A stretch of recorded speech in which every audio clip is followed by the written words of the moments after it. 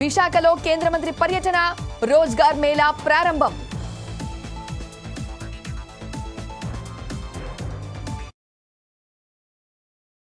కోడల్లుడు తూర్పుగోదావరి జిల్లా rice millers association అధ్యక్షుడిగా రైతుల దగ్గర బస్తాకు ఒక్కంటికి 300 నుంచి 400 రూపాయలు తక్కువగా ఉన్న పరిస్థితులు ఆనాడు రైతాంగం చూశారు. ఇవాళ కూటమి ప్రభుత్వం వచ్చిన తర్వాత ప్రభుత్వం ప్రకటించిన మద్దతు ధర కన్నా 70 రూపాయల నుంచి 80 రూపాయలు అధికంగా రైస్ మిల్లర్లు కొన్న పరిస్థితిని కూడా చూశారు. అందువల్లనే ఇవాళ అక్కడ జగన్మోహన్ రెడ్డి కానీ ఇక్కడ సూర్యనారాయణ రెడ్డి కానీ రైతు వ్యతిరేక విధానాలకు మేము నిరసన కార్యక్రమాలు చేపడతాం.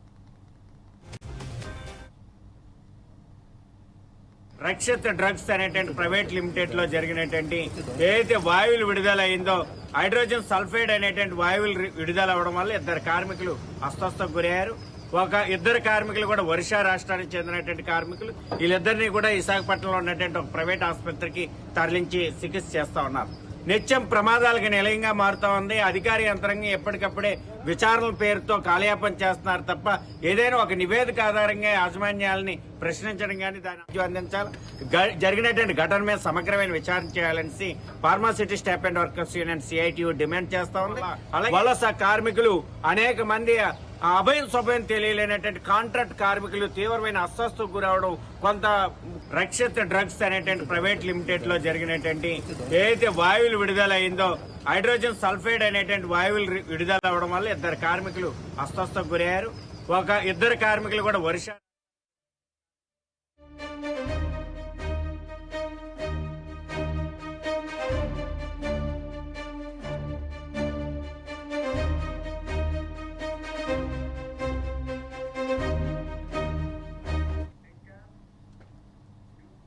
విశాఖలో కేంద్ర మంత్రి రామ్మోహన్ నాయుడు పర్యటించారు. విశాఖలోని సాగర్మాల కన్వెన్షన్ సెంటర్లో నిర్వహించిన రోజ్గార్ మేళా కార్యక్రమంలో రామ్మోహన్ నాయుడు పాల్గొన్నారు. వివిధ ప్రభుత్వ రంగ సంస్థలలో ఉద్యోగాలు పొందిన నిరుద్యోగ యువకులకు నియామక పత్రాలను అందజేశారు. ఈ కార్యక్రమంలో విశాఖ ఎంపీ భారత్ ఉత్తర నియోజకవర్గ ఎమ్మెల్యే విష్ణుకుమార్ రాజ్, సిఐఎస్ఎఫ్ ఉన్నతాధికారులు పాల్గొన్నారు.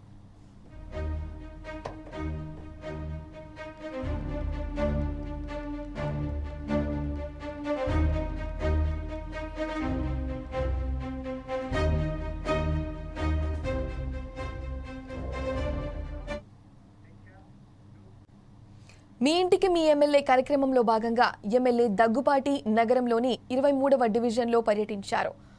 ఫెర్రర్ నగరంలో స్థానిక కార్పొరేటర్, టీడీపీ నాయకులు అధికారులతో కలిసి ఇంటింటికి వెళ్లి ప్రజా సమస్యలు తెలుసుకున్నారు. ఇక్కడ ఉన్న పలు హౌసింగ్ సమస్యలను ఎక్కువగా తన దృష్టికి తీసుకువచ్చారని తెలిపారు. అలాగే డ్రైనేజీ, వీధి లైట్ల సమస్యలను ఎమ్మెల్యే వద్ద పరిశీలించారు. 5 ఏళ్ల వైసీపీ పాలనలో ప్రజలు అనేక ఇబ్బందులు పడ్డారని, వీటిని ఒక్కొక్కటిగా పరిష్కరించుకుంటూ ముందుకెళ్తున్నామని వెల్లడించారు. దానిలో భాగంగా 23వ డివిజన్ కార్పొరేటర్తో కలిపి ఇక్కడికి రావడం జరిగింది. ఇక్కడ ఉండే సమస్యలు ముఖ్యంగా డ్రైనేజ్ సమస్య ఎక్కువ కనిపిస్తా ఉంది. ఎక్కడికి వెళ్ళినా కానీ తెలుగుదేశం ప్రభుత్వం వచ్చిన తర్వాత ఈ 6 నెలల్లో బ్రహ్మాండంగా జరుగుతూ ఉంది. పెన్షన్స్ మార్నింగ్ 6 గంటలకి వస్తున్నాయని చెప్పేసి బాగా గర్వంగా చెప్తా ఉన్నారు. ఇంటింటికి వెళ్ళి అడిగినప్పుడు అక్కడ ఉండే పెన్షనర్స్ ఎవరైతే ఉన్నారో, మా పెద్ద కొడుకు చంద్రబాబు నాయుడు గారు 1వ తేదీ పొద్దున్నే 6 గంటలకల్లా మాకు పెన్షన్స్ వస్తున్నాయి గత 6 నెలల నుంచి అని చెప్పేసి గర్వంగా చెప్పడం జరుగుతోంది ఇక్కడ. అలాగే ఇక్కడ ఉండే స్థానిక సమస్యలు గుర్తించాము. మున్సిపాలిటీ వాళ్ళ, మా కార్పొరేషన్ వాళ్ళకి కానీ చెప్పడం జరిగింది. ముఖ్యంగా చిన్న చిన్న స్ట్రీట్ లైట్స్ అయితే ఏమి, తర్వాత వాటర్ ప్రాబ్లం అక్కడక్కడ ఉంది. ఇక్కడ ఉండే హౌసింగ్ ఏదైతే దాదాపు మాక్సిమం హౌసింగ్ ప్రాబ్లం ఎక్కువ కనిపిస్తా ఉంది. వాళ్ళందరికీ ఇల్లు ఇప్పించేసి న్యాయం చేస్తామని చెప్పి తెలియజేస్తాం. కాలనీ వాళ్ళు చాలా సంతోషపడుతున్నారు. ఎందుకంటే వారికి చాలా సమస్యలు ఉంటాయి. స్థానికంగా ప్రజలు చాలా సమస్యలు ఉంటాయి. శానిటేషన్ కానివ్వండి, తర్వాత రేషన్ కానివ్వండి, హౌసింగ్ ప్రాబ్లం కానివ్వండి, ఇవన్నీ వారి సమస్యలు అన్ని కూడా మా ద్వారా తెలియడం కంటే ప్రత్యక్షంగా మా ఎమ్మెల్యే గారే వారి ఇంటికి వెళ్ళి ఆ సమస్యలు తెలుసుకొని, వాళ్ళకు కూడా ఎలా ఉంటుందంటే, మేము ఎమ్మెల్యే గారికి డైరెక్ట్ గా చెప్పినాము, మాకంటూ ఖచ్చితంగా ఆ సమస్యను పరిష్కరిస్తారు అనే ఒక భరోసా వారికి దొరికినట్టు అవుతుంది. కాబట్టి ప్రజలు చాలా శ్రీ సత్యసాయి జిల్లా పుట్టపర్తి కలెక్టరేట్లో ప్రజా సమస్యల పరిష్కార వేదిక కార్యక్రమం నిర్వహించారు. ఈ కార్యక్రమంలో జిల్లా కలెక్టర్ టిఎస్ చేతన్ పాల్గొని ప్రజల నుంచి అర్జీలు స్వీకరించారు. Joint collector Abhishek Kumar, DRO Vijay Sarathi తదితరులు పాల్గొన్నారు.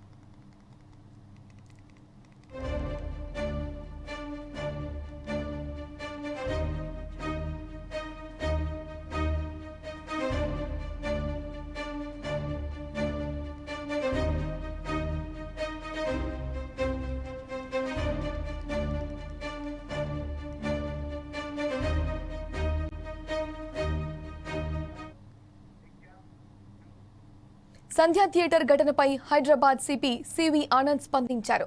తోకిసలాట ఘటన జరిగిన తీరుపై వీడియో విడుదల చేశారు. సంధ్యా థియేటర్ ఘటనపై దర్యాప్తు కొనసాగుతోందని స్పష్టం చేశారు.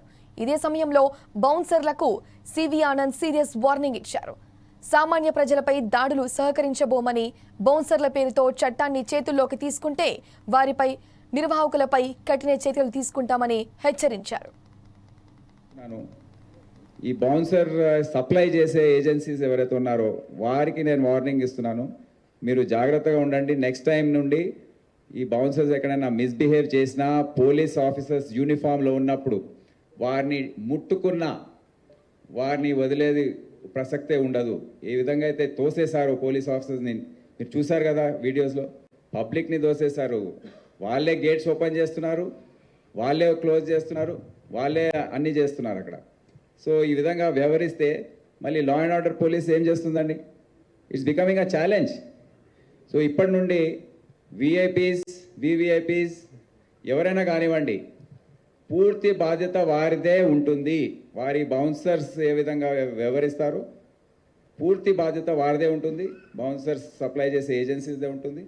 వారిని అడ్డుకట్ట వేసే అవసరం ఉంది. జాగ్రత్తగా వ్యవహరించండి, ఆలోచించి మీ స్టెప్స్ తీసుకోండి. మీరు చర్య ఏదైతే యాక్షన్ తీసుకోబోతున్నారో దానివల్ల ప్రజలకు ఏమైనా నష్టం కలుగుతుందా అది ఆలోచించే బాధ్యత కూడా ఆ కన్సర్న్ విఐపీదే. ఇది తర్వాత ఇదైంది అదైంది ఎక్స్ప్లెనేషన్స్ ఏవి కూడా పని చేయవు.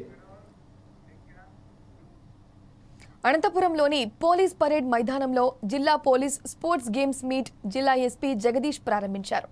నిత్యం విధుల్లో బిజీగా ఉన్న పోలీసులకు ఆటలు కాస్త ఉపశమనాన్ని కలిగిస్తాయని ఆయన చెప్పారు. 3 రోజుల పాటు ఈ ఆటల పోటీలు జరగనున్నట్టు తెలిపారు. పాటలు పోలీసుల ఉల్లాసాన్ని, ఉత్సాహాన్ని నింపుతాయన్నారు. శరీర దృఢత్వానికి ఆటలు ఎంతగానో దోహదపడతాయని అన్నారు. 800 మీటర్ల పరుగుల పందాన్ని ఆయన ప్రారంభించారు. అనంతపురం జిల్లా annual sports and games meet 2024 start చేయడం జరిగింది. సో ఈ రోజు నుంచి 27th దాకా different all kinds of sports and games, athletics events ఉండొచ్చు, టీమ్ గేమ్స్ ఉండొచ్చు, అన్నీ కూడా ఉంటాయి. So the main purpose of sports మీకు అందరికీ తెలిసినట్టు ఒకటి మనది డిసిప్లిన్ ఫోర్స్ కాబట్టి మన మధ్యన ఒక యూనిటీ అండ్ ఒక ఎస్పిరిట్ డికాప్స్ యాటిట్యూడ్ని మనము ప్రమోట్ చేయడానికి, దాంతోపాటుగా మన స్టాఫ్ అండ్ ఆఫీసర్స్ ఎవరున్నారో వాళ్ళ ఫిట్నెస్ కూడా మనము ప్రమోట్ చేస్తూ ఈరోజు స్పోర్ట్స్ అండ్ గేమ్స్ మీట్ని ఇనాగ్రేట్ చేయడం జరిగింది. Thank you. అనంతపురం జిల్లా యాన్యువల్ స్పోర్ట్స్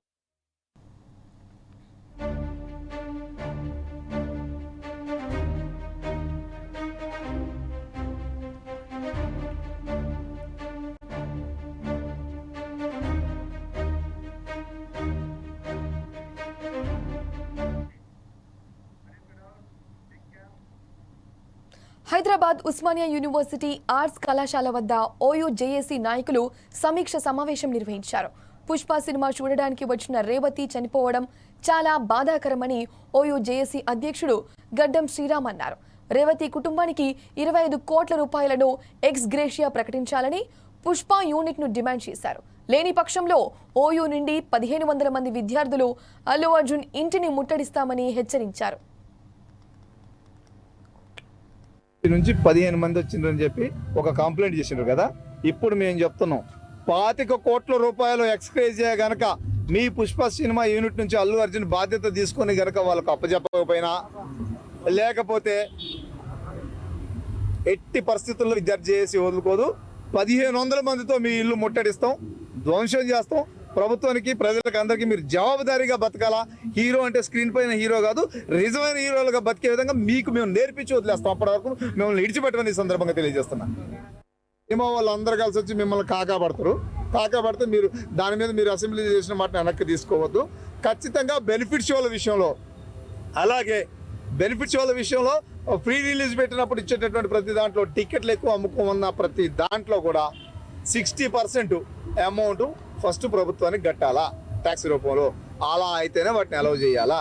మొత్తం డబ్బులు తీసుకుని పోయేటటువంటి ఈ వ్యవస్థని రద్దు చేయాలని ఈ సందర్భంగా ప్రభుత్వం డిమాండ్ చేస్తూ విద్యార్థి నాయకులు బేషరతుగా స్టేషన్ బెల్పైన విడుదల చేయాలని చెప్పి ఈ సందర్భంగా నేను డిమాండ్ చేస్తూ ఉన్నా. నుంచి 15 మంది వచ్చిండ్రు.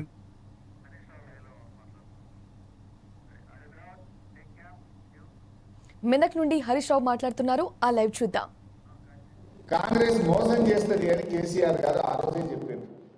చెప్తే ఆ రోజు రేవంత్ రెడ్డి ఏమన్నాడో ఒక్కసారి వీడియో చూద్దాం. ఆ రోజు ఏం మాట్లాడిండో ఒక్కసారి చూద్దాం. కేసీఆర్ అంటున్నాడు కాంగ్రెస్ వస్తే రైతు బంధు బంద్ అవుతుందని. ఎందుకు బంద్ అవుతుంది? మేమేమన్నా దివాళా కలవా? మాకేమన్నా దమాక్ లేదా? రైతుల కష్టాలు మాకు తెలియదా? రైతులకు కరెంటు బంద్ అవుతుంది, రైతు బంధు బంద్ అవుతుందని కేసీఆర్ మాట్లాడుతున్నాడు. ఇప్పుడు ఎవరు దివానా గాలే మరి? ఇప్పుడు దివానా గాలు ఎవరో రేవంత్ రెడ్డి చెప్పాలి మరి. రైతు బంధు బంద్ అయిందా బంద్ కాలేదా మరి? ఇప్పుడు ఎవరు దివానా గాళ్ళు ఆయనే చెప్పాలి మరి. ఆ రోజు కేసీఆర్ చెప్పింది అది నిజమైంది. వానకాలం ఎగబెట్టిండు, యాసంగికి ఎప్పుడు ఇస్తాడో, ఎంత ఇస్తాడో, ఎవరికి ఇస్తాడో ఇంకా చెప్పే పరిస్థితే లేదు. నాట్లు పడుతున్నాయి, రైతులు అప్పులు తెచ్చుకునేటువంటి పరిస్థితి ఈరోజు ఏర్పడ్డది. అంటే ఇంకా ఆ రోజు ఒక అడుగు ముందుకు పోయి కౌలు రైతులకు కూడా ఇస్తా అన్నాడు. రైతు బంధు 2 సార్లు ఎందుకు ఇస్తావు? 3 సార్లు ఇవ్వాలన్నాడు కేసీఆర్. మరి ఈ 3 సార్లు నేను ఎవరో తట్టు 3 పంటలు పండించే రైతులు కూడా ఉన్నారు. ఈ 3 సార్లు మరి ఆ రోజేమో కేసీఆర్ 2 సార్లు ఇస్తుండు, 3 సార్లు రైతు బంధు ఇవ్వాలన్నాడు. ఇప్పుడు ఒకసారి పెట్టినావు కదా. కౌలు రైతులకు కూడా ఇస్తా అన్నాడు. ఇప్పుడు వ్యవసాయ మంత్రి అడిగితే మాకు సంబంధం లేదు, అది రైతు కౌలు రైతు చూసుకోవాలి.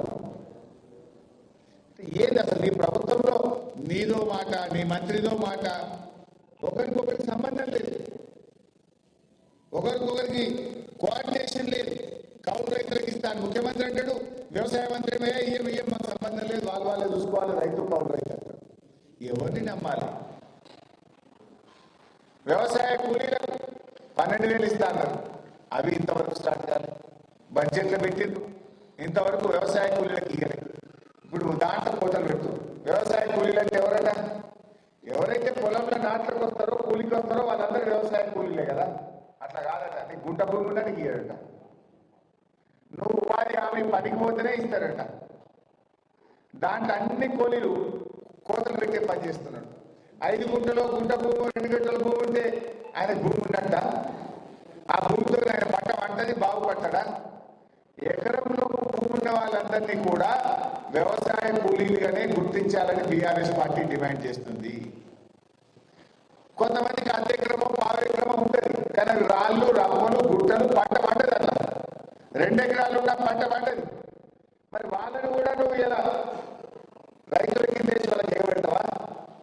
అందువల్ల ఇలా వ్యవసాయ కూలీలలో కూడా వడబోత పెట్టి ఏదో మమ అనిపించే పని చేస్తున్నాడు. మేము కోరుతున్నాం, ఉపాధి హామీకి వెళ్ళే ప్రతి కూలీ వ్యవసాయ కూలీయే. ఉపాధి హామీ వెళ్తున్న వారందరికీ కూడా వడబోతలు లేకుండా, కోతలు లేకుండా వ్యవసాయ కూలీలకు ఏడాదికి ఇస్తామన్న డబ్బులు తప్పకుండా ఇవ్వాలని బీఆర్ఎస్ పార్టీ డిమాండ్ చేస్తుంది. ఎకరంలో భూమి ఉన్న వాళ్ళందరినీ కూడా ఎస్సీ, ఎస్టీ, గిరిజనులే ఉంటారు కనుక వారికి కూడా వ్యవసాయ కూలీలకు ఇస్తామన్న డబ్బును కోతలు లేకుండా ఇవ్వాలని కూడా బీఆర్ఎస్ పార్టీ ఈరోజు డిమాండ్ చేస్తుంది. ముఖ్యంగా రైతు బంధు ఎలాంటి కోతలు లేకుండా వ్యవసాయ ఉత్పత్తులు పెరగాలి, వ్యవసాయ రంగం బాగుపడాలి, స్వయం సమృద్ధిని సాధించాలని కేసీఆర్ గారు కోతలు లేకుండా రైతు బంధు ఇచ్చారు. తిండి పెట్టే రైతులకు తొండి చేసి పైసలు ఎగ్గొట్టే పనేమో రేవంత్ రెడ్డి చేస్తుంది. కేసీఆర్ ఏమో తిండి పెట్టే రైతులకు ఎట్లన్నా ₹1 పోవాలి, వాళ్ళకి ఎంత ఇచ్చినా తక్కువే అని కేసీఆర్ అనుకున్నాడు. కానీ తొండి చేసి తిండి పెట్టే రైతులకు ఎట్లా ఎగ్గొట్టాలని రేవంత్ రెడ్డి చూస్తున్నాడు. ఇది కేసీఆర్కు రేవంత్ రెడ్డి గారికి ఉన్నటువంటి తేడా. ఇలా రైతుల బతుకులు మార్చేందుకు కేసీఆర్ గారు రైతు బంధును ప్రారంభిస్తే ఆ రైతు బంధును బొందబెట్టే కుట్ర చేస్తున్నాడు రేవంత్ రెడ్డి. ఇలా రైతులందరూ కూడా మేల్కొనాలి. రైతులందరూ కూడా ఎక్కడికక్కడ కాంగ్రెస్ పార్టీ మంత్రులను ఎమ్మెల్యేలను నిలదీయాలని చెప్పి బీఆర్ఎస్ పార్టీ పిలుపునిస్తా ఉంది.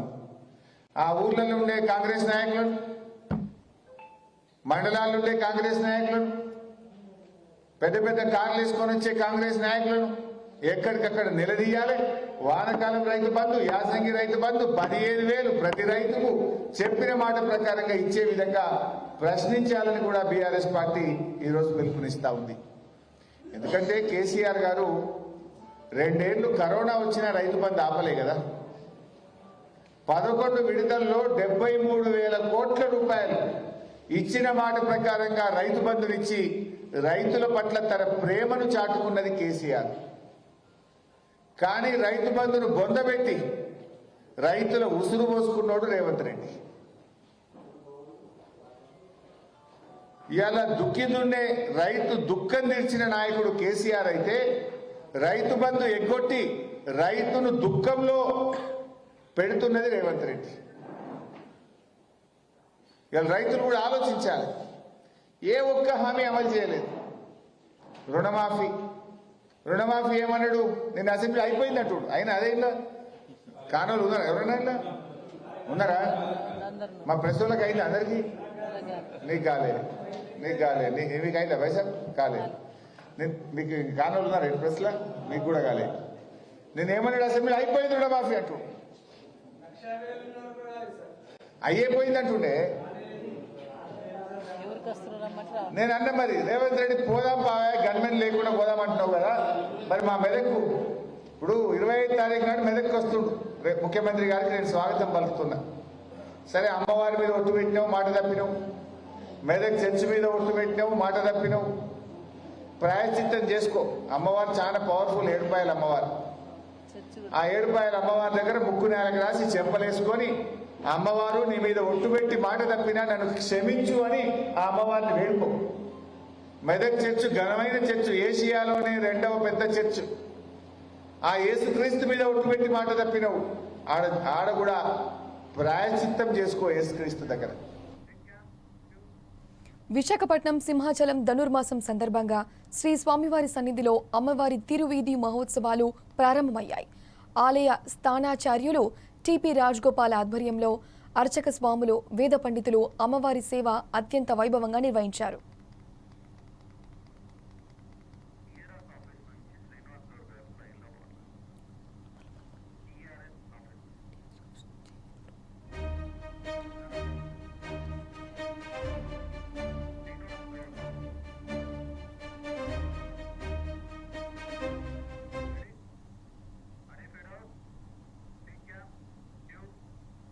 తెలంగాణ భవన్ నుండి శ్రీనివాస్ గౌడ్ మాట్లాడుతున్నారు. ఆ లైవ్ చూద్దాం.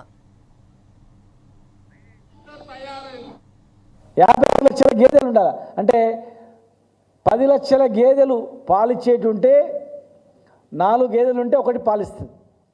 అట్లా 50-60 లక్షల లీటర్ల 50-60 లక్షల గేదెలు ఉండాలి. పాలిచ్చే గేదెలు లేవు. ఆంధ్రప్రదేశ్లో జనాభా కన్నా ఎక్కువ లేవు, కర్ణాటక లేవు, తమిళనాడు లేవు. చుట్టుముట్టు రాష్ట్రాలు ఎక్కడ లేనప్పుడు, గేదెలు లేనప్పుడు, ఆ రాష్ట్రాల్లో ఉత్పత్తి అయ్యేటువంటి పాలే ఆ రాష్ట్రాలకు సరిపోయినప్పుడు మరి ఈ రాష్ట్రంలో ఇన్ని లక్షల లీటర్ల పాలు ఎక్కడి నుంచి వస్తున్నాయని చెప్పి నేను అడుగుతా ఉన్నా. దయచేసి పాలల్లో కల్తీ జరుగుతుందని చాలామంది యూట్యూబ్లలో చెప్తా ఉన్నారు. యూరియా ద్వారా, రకరకాల పదార్థాల ద్వారా, కెమికల్స్ ద్వారా పాలు ఉత్పత్తి అవుతున్నాయి. పుట్టిన పిల్లవాడు తాగే పాలల్లో కల్తీ గురించి ఆలోచన చేస్తలేరు. హాస్పిటల్లో వైద్యం అందుతున్నటువంటి పేషెంట్ తాగే దాని మీద మీరు దృష్టి పెడతలేరు. ప్రతి పేషెంట్కు పెరుగు తినబెడతారు, మజ్జిగ ఇస్తారు, పాలు ఇస్తారు. ఈరోజు క్యాన్సర్ పేషెంట్లు ఎందుకు ఎక్కువ అవుతున్నారు, రకరకాల జబ్బులు ఎందుకు వస్తున్నాయి, దాని మీద విశ్లేషిస్తలేరు. కేవలం కల్తీ ఆహారం వల్ల 4 కోట్ల మంది ప్రజలు ఏది ఉపయోగిస్తున్నారు దృష్టి పెట్టాలి. 4 కోట్ల మంది ప్రజలు పాలు ఉపయోగిస్తారు, 4 కోట్ల మంది ప్రజలు అన్నం తింటారు, రొట్టెలు తింటారు, కూరగాయలు తింటారు. కానీ ఏవి అన్నిటికన్నా పాలు మాత్రం ఖచ్చితంగా తింటారు.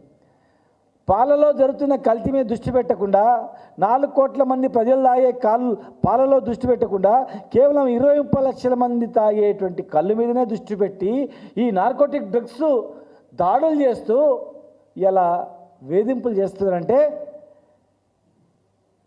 కేవలం 2-3% ప్రజలు సేవించే దాని మీద మీరు దృష్టి పెడుతున్నారంటే 100% తాగే పాల మీద దృష్టి పెడతారంటే ఇక్కడ వివక్ష అనేది కనపడతా ఉంది.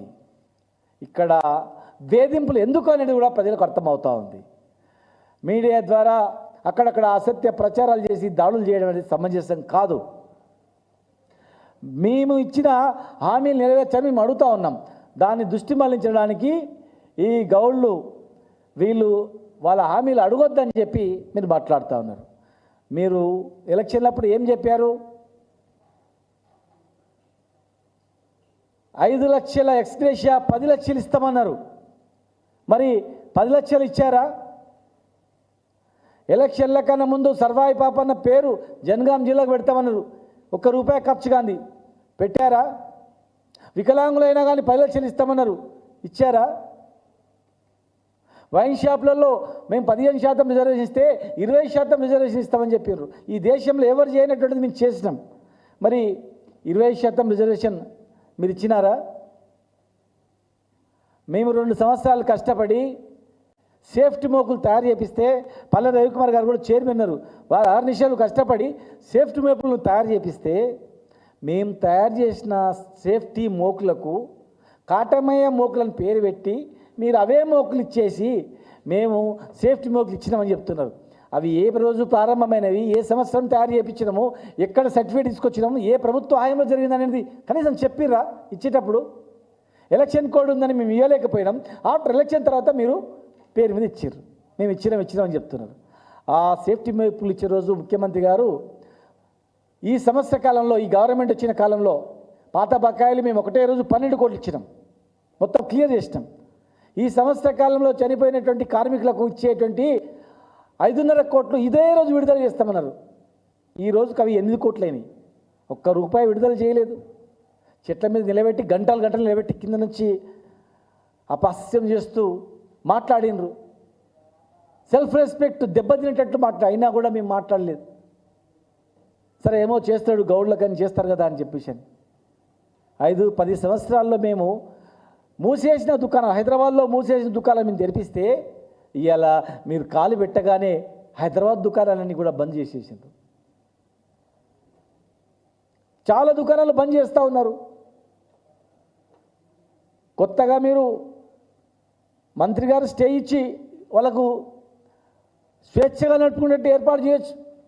కానీ లైసెన్స్ లేదు బిడ్డ అని లొల్లి చేస్తే బంద్ చేస్తామని రీతిలో భయం చేతిలో పెట్టుకునేటట్లు వాళ్ళను హైదరాబాద్లోనే 70 మంది జైళ్ళకు పంపారు, వివిధ జిల్లాలో జైళ్ళకు పంపారు. దాదాపు 400-500 పైన కేసులైనవి, క్రిమినల్ కేసులు పెట్టిర్రు, జైళ్ళలో పెట్టిర్రు.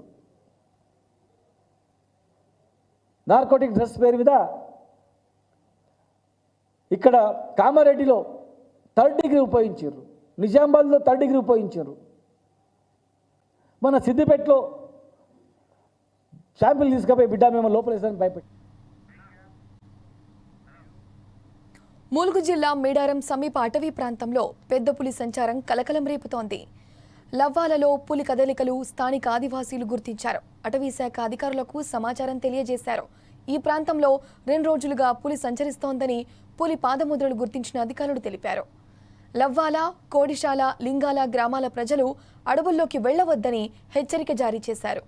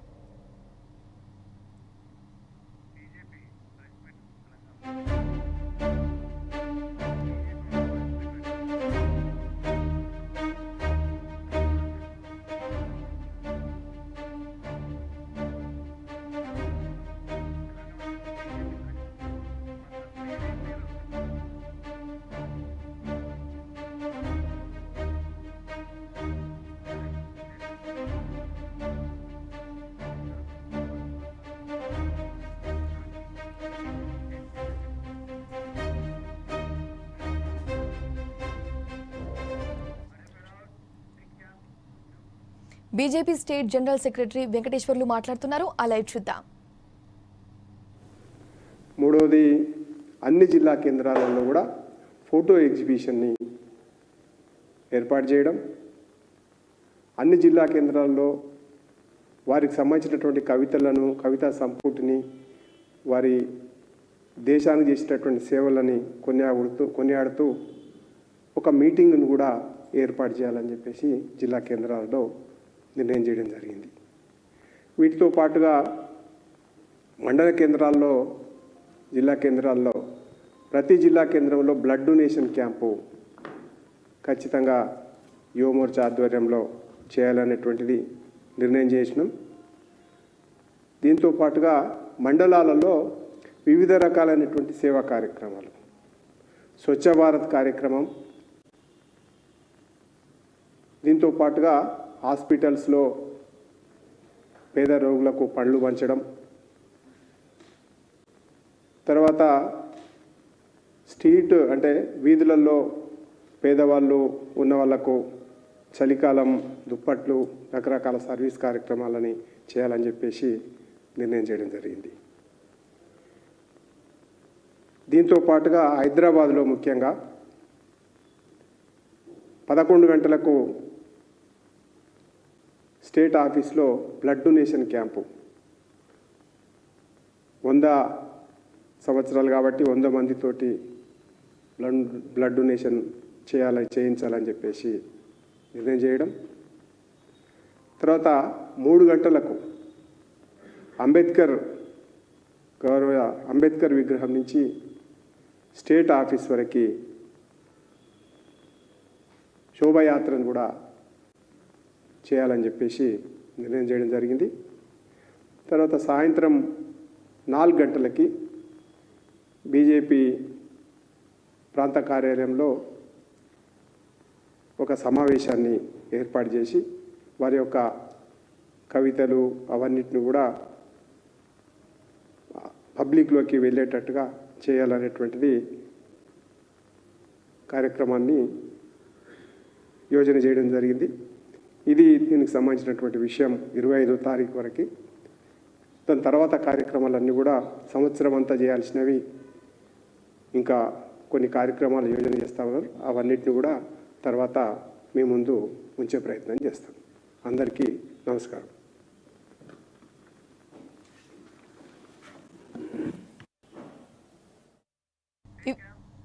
ఇవి న్యూస్ బ్లేస్ అప్డేట్స్. చూస్తూనే ఉండండి 4 Sides TV.